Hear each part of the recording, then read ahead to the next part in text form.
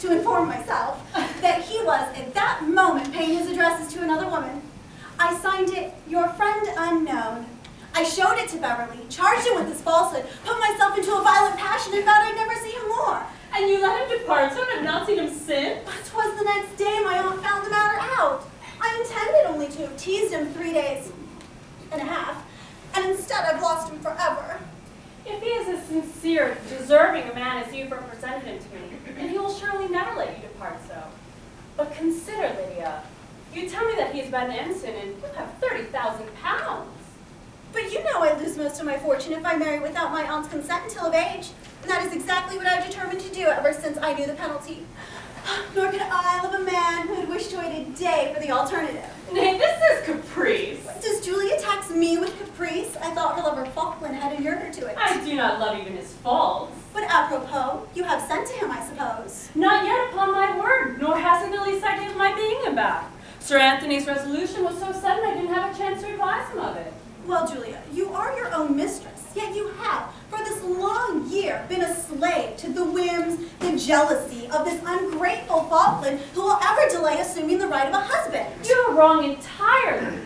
We were contracted before my father's death, but that some subsequent embarrassments have delayed what I know to be my Falkland's most ardent wish. And for his character, you wrong him there too.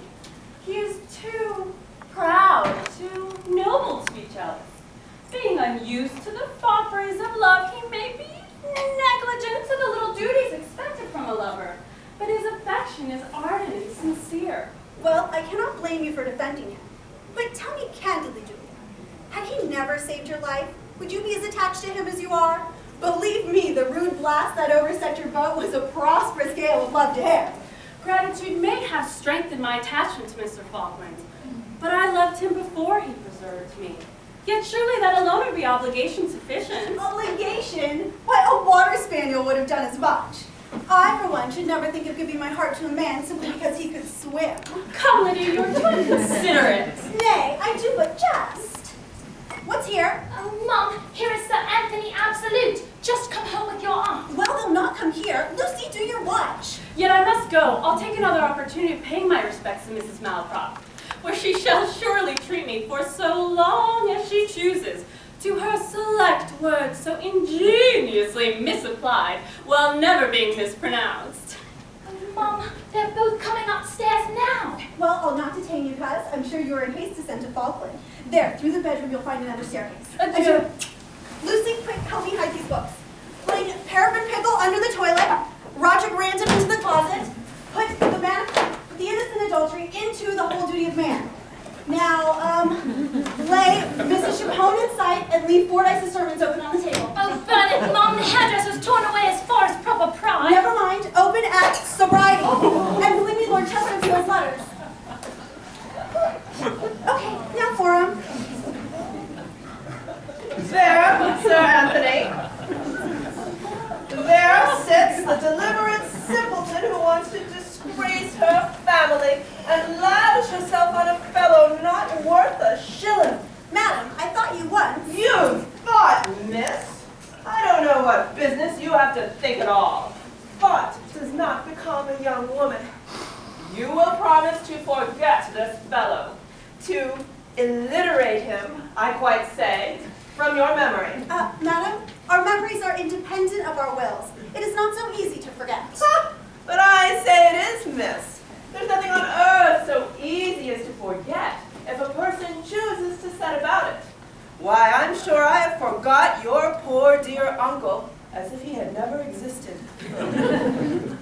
Why, sure, she won't pretend to remember what she's ordered, not. Aye, this comes of her reading. What crime have I committed to be treated thus? Now, don't attempt to extirpate yourself from the matter. You know I have proof controvertible of it. But tell me, miss, will you promise to do as you are bid and take a husband of your friend's choosing? Madam, I must tell you plainly, I have no preferment for anyone else. The choice you have made would be my aversion. What business have you, miss, with preference or aversion? They don't become a young woman, and you ought to know that as both always wear off. 'Tis safest in matrimony to begin with a little aversion. Sure, I hated your poor dear uncle before marriage, but you are sensible what a wife I made. And when it pleased heaven to release me from him, 'tis unknown what tears I shed. But suppose we were to give you another choice. Would you promise us to give up this Beverly? Could I belie my thoughts so far as to give that promise? My actions would certainly as far belie my words. Take yourself to your room. You are fit for nothing but your own ill humors. Willingly, ma'am. I cannot change for the worse. There is an intricate little hussy for you. It is not to be wondered at, madame. All this is the natural consequence of teaching girls to read.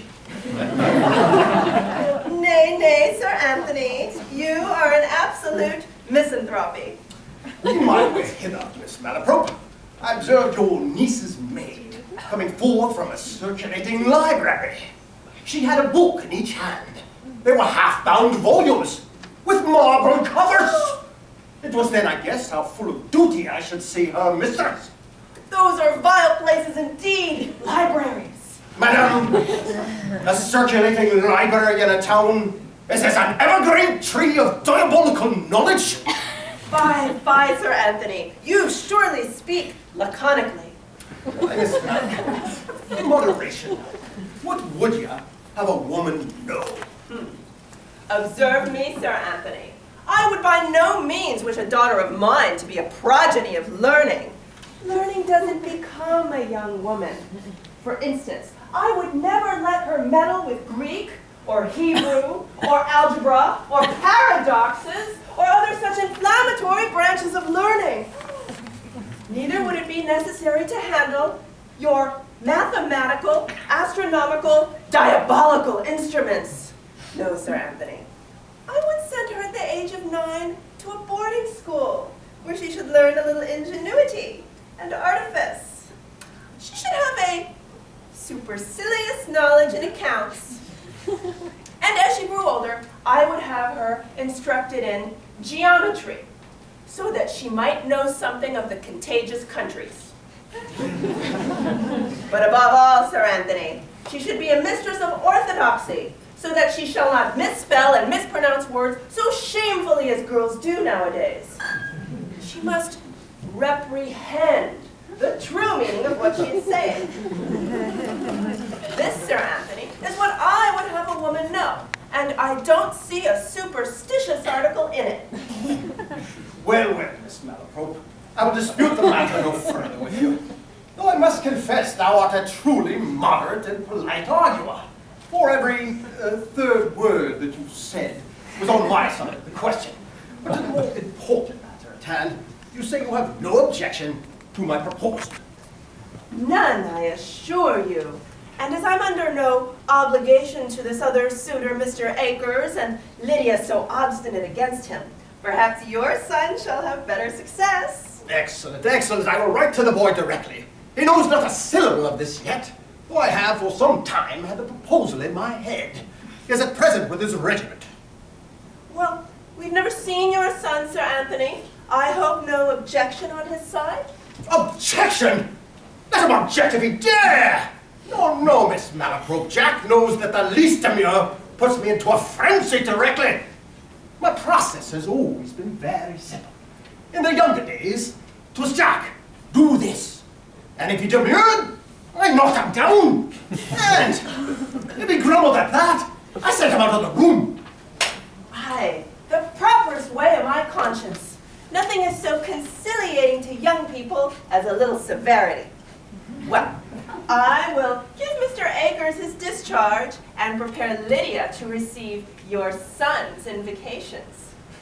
Excellent, madam. I will handle the matter prudently.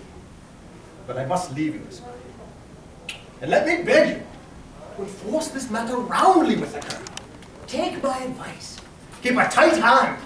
And if she refuses this proposal, clap her on the lock and key, eh? And if you were just to say, let the servants forget to bring her dinner for 3 or 4 days, you can't conceive how she'd come about. Well, I shall be glad to get her from under my intuition. She has somehow discovered my partiality for Sir Lucius O'Trigger. Oh, Lucy can't have betrayed me. The girl is such a simpleton, I shall have her confess it directly. Lucy! Lucy! If she had been one of your artificial ones, I should never have entrusted her. Did you call me, Mum? Yes, girl. Did you see Sir Lucius while you was out?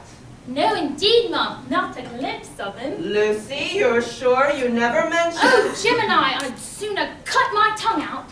Well, don't let your simplicity be imposed upon. No, Mum. Well, so come to me presently, and I shall give you another letter for Sir Lucius. But if you ever betray what you are entrusted with, unless it be other people's secrets, like this, to me, you will forfeit my malevolence forever. Ha! So, my dear Simplicity, let me give you a little respite. Let other girls in my station be as fond as they please of appearing expert and knowing in their trust. Commend me to a mask of simplicity.